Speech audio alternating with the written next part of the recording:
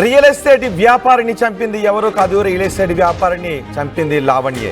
Lavanya real estate వ్యాపారిని చంపేసింది. లావణ్య రవిప్రసాద్ ప్రియురాలు. ఖమ్మం జిల్లాలో రియల్ ఎస్టేట్ వ్యాపారి మర్డర్ మిస్టరీ వీడింది. రియల్ ఎస్టేట్ వ్యాపారి రవిప్రసాద్ను చంపింది అతని ప్రియురాలు లావణ్యని పోలీసులు తేల్చారు.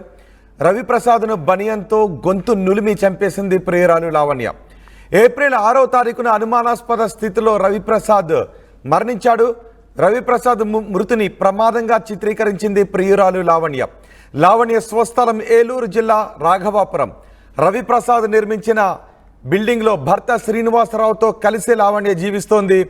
రియల్ ఎస్టేట్ వ్యాపారి రవిప్రసాద్తో లావణ్యకు అక్రమ సంబంధం ఉన్నట్టుగా తెలుస్తోంది. ఈ వివాహేతర సంబంధం తెలిసి భర్త లావణ్యను వదిలేశాడు శ్రీనివాసరావు.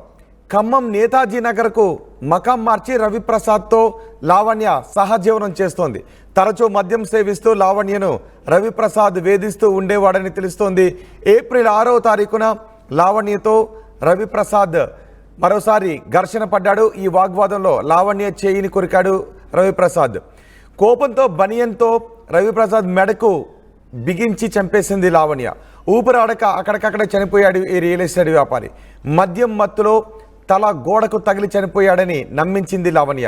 అయితే రవిప్రసాద్ మృతిపై అనుమానంతో పోలీసులకు ఫిర్యాదు చేశాడు కొడుకు పునీత్ సాయి.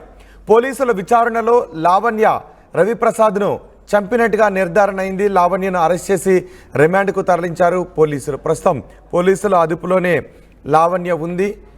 ఆర్టీవీ స్క్రీన్ పైన మీరు చూస్తున్న ఆ వ్యక్తే రియల్ ఎస్టేట్ వ్యాపారి ప్రియురాడి చేతిలో చనిపోయాడు.